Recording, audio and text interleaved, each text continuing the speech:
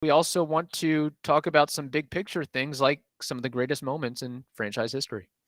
Yes, we've got a couple of good topics that we can hash on today's episodes, and we want your involvement too. So let's get started right now. You are Locked On Rays, your daily Tampa Bay Rays podcast, part of the Locked On Podcast Network, your team every day. Hello, my name is Kevin Weiss. I'm Ulises Sambrano.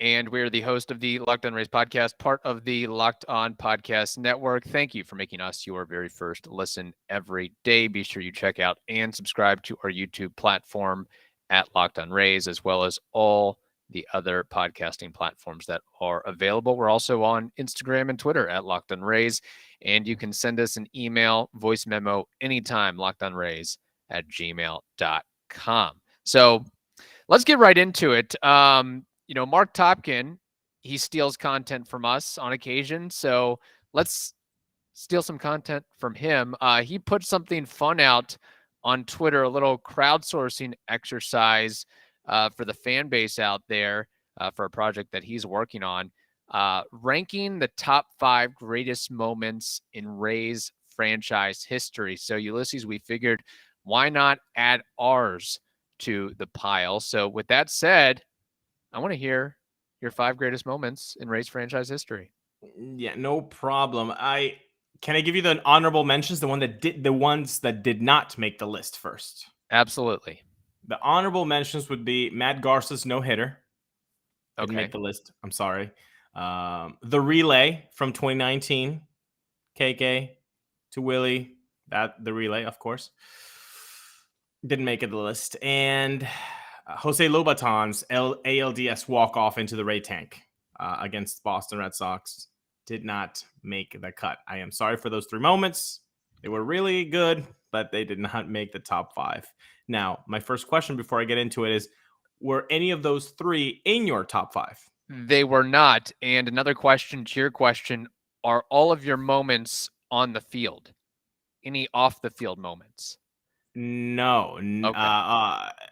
None are off the field. Okay, because I went a little bit different. I went with I've got certainly on the field moments, but sure, I have some other off the field maneuvering as well to include to the list, because in that original tweet from Topkin, it didn't specify, hey, it's got to be on the field in action. I mean, it could be, I think you might have an idea what some of mine are, but yeah. So if he had added some more context, then I would have limited the scope to that. But I posted a very wide scope to this exercise. Cool. I'm gonna run through my 5, and then you can kind of grade me on how you think they are. Number 5, Aki steps on the bag. The Rays are going to the World Series. That's my number 5. Number 4, Mike Brosso's ALDS take it to Chapman home run in the 8th inning after like a 10-pitch at bat. That's my number 4. Okay. Number 3, Brett Phillips heroics in the World Series, Game 4, airplane mode on. That's number 3 for me. Number 2, Dan Johnson's 162 home run. There are 2 strikes. The ball goes right before the right field pole and hits one dude in the where, which is hilarious every time that flashback comes on. That's number 2. And number 1, the man of the franchise, the guy whose number should be retired as soon as available possible, Evan Longoria, his second home run in that 162 game to 162 landing, how it's now known, in that little cutoff in left field. That's my number 1 moment. Yeah. No, I think those are really good choices and picks. I will say that one of mine is also one of yours. And I will also add that in choosing my moments, I did not choose moments that I did not get to watch live. So if I did not watch it live or listen to it live, then I did not include it in my list. So that's a little bit of a change up as well to this. But Before we move on and give my take, out of these 5, how many of these do you think Topkin will include in his piece or project? I gotta say, out of my 5, he might do 4. There's no Okay. way you don't include Aki, Brett Phillips. You've got to Dan Johnson. Are you kidding me? And then Longo, of course. The Okay. one that I think he might not include is Mike Brosso's ALDS home run. That might be for him like not on the list. Yeah, that's fair. Yeah. That's fair. All right, we'll get to mine. But Ulises, first, we have to tell the audience about something very important. Yeah, well, if they're listening to this podcast, you're probably a person who wants to be a GM or has always thought about being a GM. But guess what? That is actually a dream that can come true if you download Ultimate Baseball GM to your phone today. Okay, you can do the hiring of the right coaches and staff. You can scout and draft players. You can navigate the franchise through free agency and all the ups and downs of a season. It is a really cool and engaging game. It's realistic, which is the best thing about it too. And Ultimate Baseball GM is completely free and playable offline. You can play on the go as you want and when you want. It's really, really cool, especially the hiring of the coaches. You have to match the personalities to the ball players, which is something that, might not be in the Excel spreadsheet, but we all have work and we all have jobs and we all know who we want to work with and who we want to work around with. So this show, this game also has that on its platform. So Locked On Race listeners, you can get a 100% free boost to your franchise when you use the promo code Locked On. That's LOCKEDON in the game store. So you can download it on your app store. If you'd also like to download it, you can go to probaseballgm.com. You can scan the code and get started. So again, Ultimate Baseball GM, start your dynasty today. Okay, and I'm not going to give mine in any particular order. I'll just throw this one out of the way. The Brasso-Chapman showdown back on October 9th, 2020. We know the moment and the circumstances leading up to that. I will say that Kevin Cash, following that game, said, quote, hands down, the greatest moment I've ever been a part of in baseball. So if you have a chance, just go back and watch that at bat 2020 ALDS. Brasso, of course, batting with the score tied and 1 out, and he battles back from an 0-2 count in fighting through 10 pitches to launch a home run. And let's remember, he was nearly hit in the head by Chapman on a 101 mile per hour pitch back in September at Yankee Stadium, the same place that Brasso deposited the home run. Also, I'll note that the only thing I didn't like about that moment was the fact that there were no fans in the stands to experience that. And it was, if you listen back to it or watch it, you'll notice the piped in fake crowd noise as well. But everything else was superb about that. Wait, wasn't it in San Diego? They were doing Was it? Well, no, because it was the ALDS, right? Yeah, but it was COVID year, so they had like a neutral site, right? They San Diego, and then they moved it. I thought that was the World Series. I could be wrong. I mean, it wasn't at the Trop. I know that. It wasn't at the Trop. I don't think it was Yankee Stadium, dude. I think it was San Diego. Really? Yeah. Whew, okay. Yeah. Well, regardless, wherever it was, wow, my memories. I might be wrong too. So if you know the actual answer and our brains are all fuddled, please. Hang on, I got to look that up. I got to just fact check this real quick. Please, because I'm maybe going to Snopes this. I'm going crazy because I thought that the first round of the playoffs were in San Diego. They were all like in a little bubble at Petco Park. And then the World Series was moved to Arlington because it was the new stadium and all that. So let's see. I've got the John Boy Media clip up here. Mike Brasso hits a go-ahead home run in Game 5 of the ALDS. I see the UT sign in the background. Let's see. Oh, man, they actually do have like every pitch here and doing a breakdown. Wow. Come on. It was on TBS. I mean, I'm pretty sure. This is great podcasting. I know. I mean, let's see. I'm looking up on Baseball Ref. Stay with us, people. Yeah. What's weird is it looks like Yankee Stadium. Maybe you're right. I don't think so, because then the Rays didn't play the ALDS at the Trop, right? They didn't. So I think it was a neutral site, but yeah, I All don't right, know. somebody has. Well, it does say there is the Petco ad, and it looks very Yankee Stadium-esque, but I could be wrong on that, of course. So I'll go with your judgment because you're more attuned to. I mean, you know where home and away dugouts are, so you could be right on that one. The blue Okay. seats just okay, Petco Park. It looks like in the background, so you are correct. You are correct. Okay, It very much cool. looks like Yankee Stadium, though. I Yeah. will say. Okay, cool. We got Where, that out of the way. but where he was Thank you for nearly holding on with us, people. yeah, where Brasso was nearly popped in the head was at Yankee Stadium. Yes. Okay. Yes. Fair enough. All right, so that's out of the way. Another moment, October 6th, 2005, the franchise is purchased by Stu Sternberg and Company. I know we have our Stu jokes and we have our complaints at times or oftentimes about Stu, but let's remember under the Namole era, the franchise had made goose egg playoff appearances in 8 years, and now in the last 15 years, the Rays have made 8 playoff appearances, and they're the envy of basically all of professional sports in terms of winning and consistency and some of the newfound frontier ideas and ways of doing things that they Yes. have. Another moment that I have, just Randy Arozarena's postseason in all of October 2020, where he Fair hit enough. 377 with a record 10 home runs and 14 RBIs in 20 games, and set numerous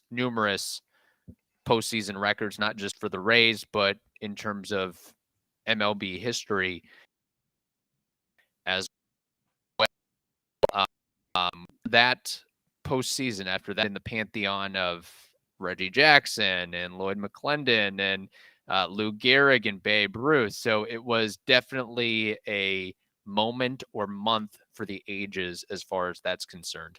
And that also little quote here from Kevin Kiermaier. That's when he called Randy the best player on the planet, at least at that time frame there.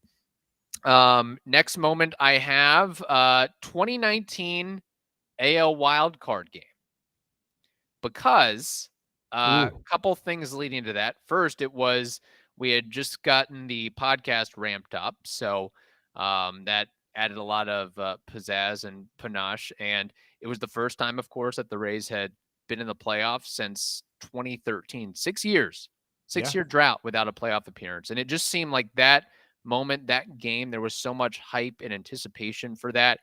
ESPN had the Nerdcast, which was great television and kept me engaged and enthralled throughout.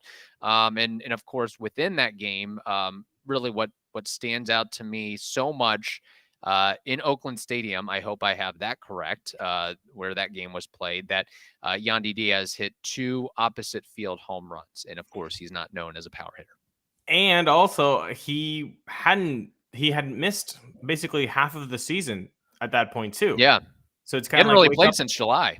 Yeah. So wake up and okay, here you go. Have a bad have be the first at bat of an AL wild card, do or die game, and then he goes off. That's the kind of guy that Yandy Diaz is at the box. So no, that's a tremendous pick. Yeah. Okay, and then my final moment is when the Rays signed and extended Wander Franco to an 11-year, $182 million contract, cementing that they are at least somewhat serious about contending in the future and winning in the future, that they mean business. And since then, we've seen a flurry of moves and investments in their players or in free agency, be it Manny Margot, Yandy Diaz, Pete Fairbanks, Jeffrey Springs, Tyler Glasnow, Zach Eflin in free agency. And I think that there's more to come whenever the Rays open up a new stadium, either in Tampa or St. Pete. Though you gave a really good top 5. I like that they are like, for those of you who are older than us, you will understand this analogy.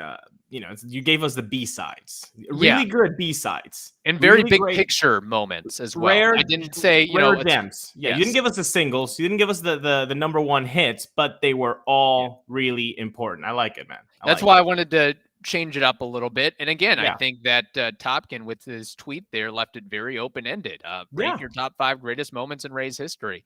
It wasn't walk-offs or, hey, moments. I categorize that as a lot of different things. So yeah, just wanted to throw those out there as well. There it is. As far as what we have with the greatest moments, I'm very curious to see what the audience and the listeners have to say, and we'll read Topkin's article whenever that comes out. All right, we've got more to discuss on this episode, but first, we have to tell you about Built. The Built March Madness bracket is here, and we know that you have a favorite bar or puff, and now's the time to make it count. So go to builtmarchmadness.com to vote for your favorites. And when you vote for your favorite bar or puff, you will be entered into a drawing where 50 lucky Locked On listeners will get a free box of Built. Not only that, but one Locked On fan will get a 12-month subscription to Built to have their best bars or puffs delivered monthly straight to your door. You got to try Built, of course. Built is the best protein bar ever. Seriously, they're so amazing that you wouldn't guess that they're actually good for you. What makes them so good? Well, they're all high in protein, low in sugar, and covered in 100% real chocolate. That is right, real chocolate. So literally run over to builtmarchmadness.com, get your cardio in right now to vote for your favorite bar or puff and pick up a box while you are there. You can vote every day in March, so hop in and support your pick.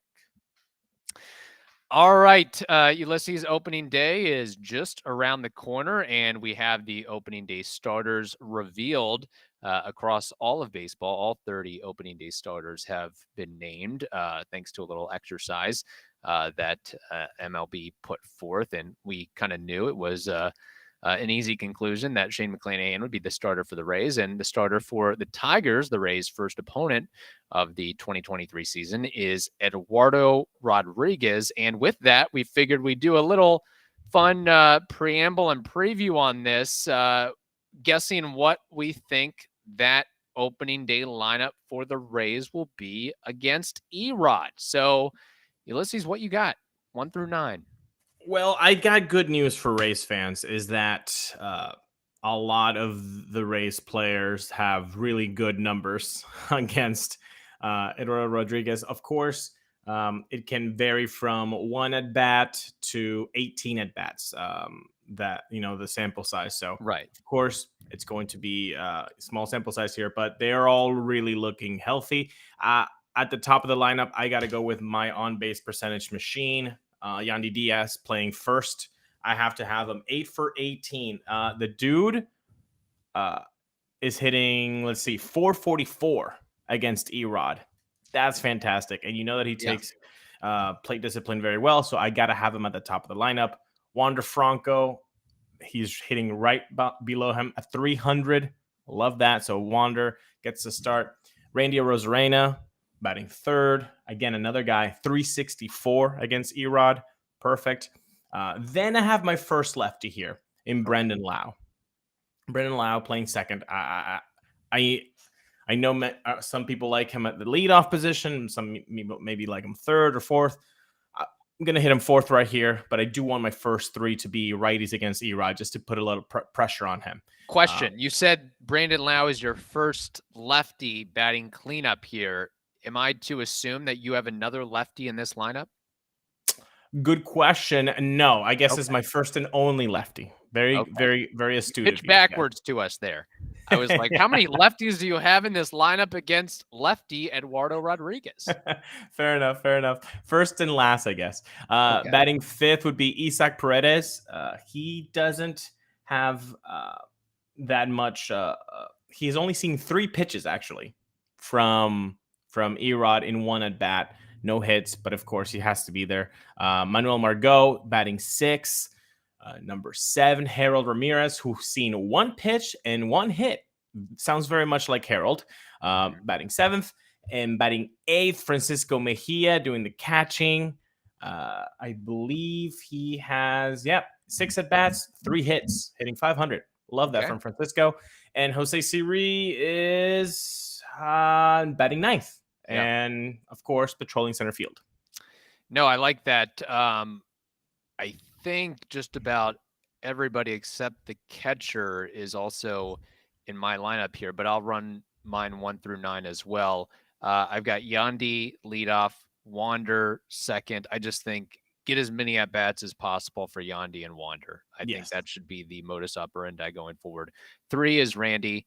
4, Brandon Lau. 5, I guess my idea or the ideal is that you get Yandy, Wander, Randy on in some shape or form. Brandon Lau cleans it up, hits a bomb, extra base hit, whatever it may be.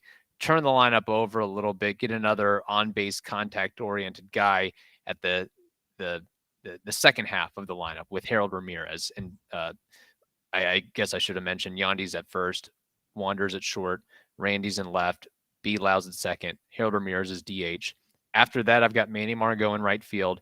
And then I put Isaac Paredes at third base and batting 7th with the idea that hopefully Harold Ramirez or Manny Margot, one or both of those guys get on, and then Isaac can pack a little power and maybe, clear one of those guys home as well. And then Christian Bethencourt, I got in the 8th spot at catcher. And then number 9, Jose Siri, playing center field. I like speed at the bottom of the order, acting maybe as a quasi second leadoff hitter. He gets on in some shape or form, and then Yandy can punch him over, and then you roll through it with that.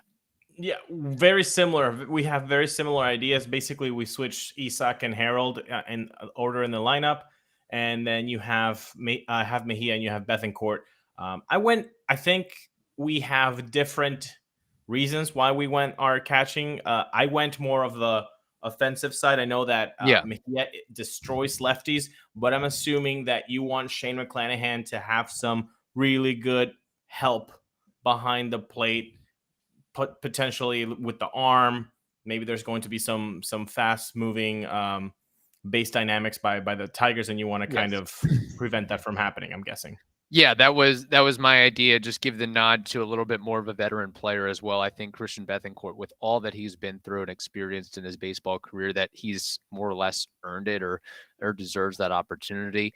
We also have some, we put this out to the listeners as well, have some 1 through 9s too. I will note that I think this is going to be Eduardo Rodriguez's second. Well, I think he was the opening day starter last year for the Tigers as well. Of course, he is the 5-year, $77 million man. So you almost by default have to put him in that role, even though he's really, objectively probably more of a number 3, number 4, but this is the Detroit Tigers that we're talking about. But little trivia question for you.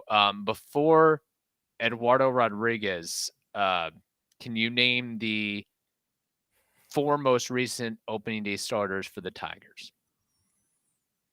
In no particular order. Good question. I'm going to go just because of timing. Rick Porcello? Strike 1. Casey Mice? Strike 2.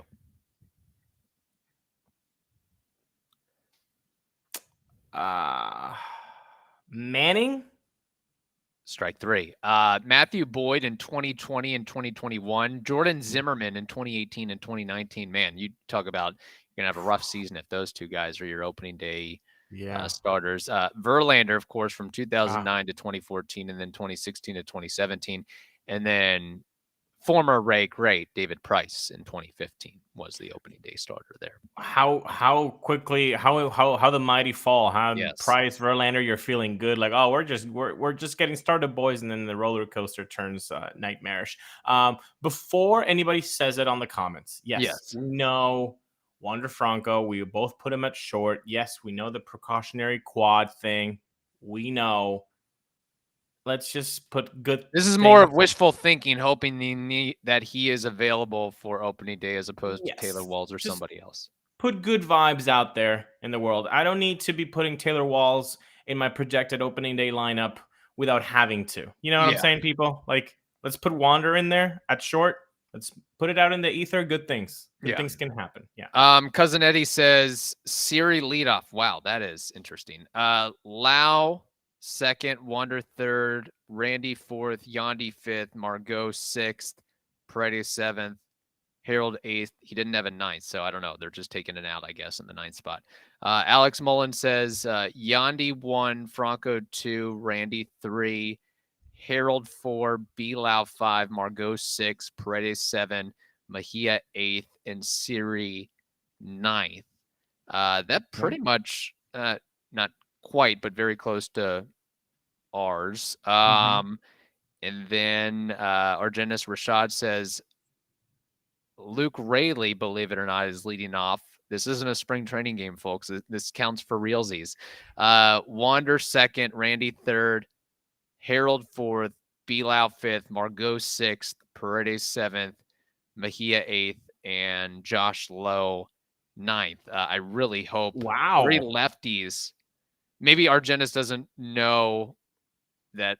Well, we had it in the tweet that Eduardo Rodriguez was going to be the opening day starter. I think, honestly, he's been really pushing for Josh Lowe and Luke Rayleigh this whole spring training. So maybe he's just really a Luke and Josh kind of dude. So he's doubling down on it. And then the great Al Bushman says Randy 1, Lau 2, Franco 3, Diaz 4, Rayleigh 5, Margot 6, Mejia 7, Paredes 8th, and Siri 9th. Quite frankly, I would be shocked, absolutely shocked, if Josh Lowe and or Luke Rayleigh is starting in that lineup. I wouldn't be shocked if they get in at bat throughout the course of the game when Eduardo was pulled after the 5th or 6th or wherever it may be. But man, having 2 or 3 lefties in that lineup, and that would be an interesting pull, to say the least. The only lefty that should be getting in 3-4 bats against Eduardo is Brendan Lau.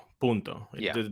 That's the only guy who should be getting at bats, honestly. Like, why? Why put yourself under that, detriment? I think, and also, I don't know, man. I do like the fact that we are in the same wavelength of Yandy, Wander, Randy. Why are you separating these three? Yeah.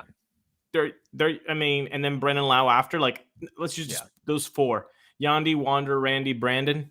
That should be the 4. And if you want to swap Wander or Yandy, I'm cool with that. And maybe even again, top 2 should always be Wander or Yandy or Wander. One of those combinations. The only way that I would be able to say, okay, fine, not Yandy, Yandy batting first. If it's a righty, then you could do the whole thing that they love to do, which is Brendan Lau at the top, leading off.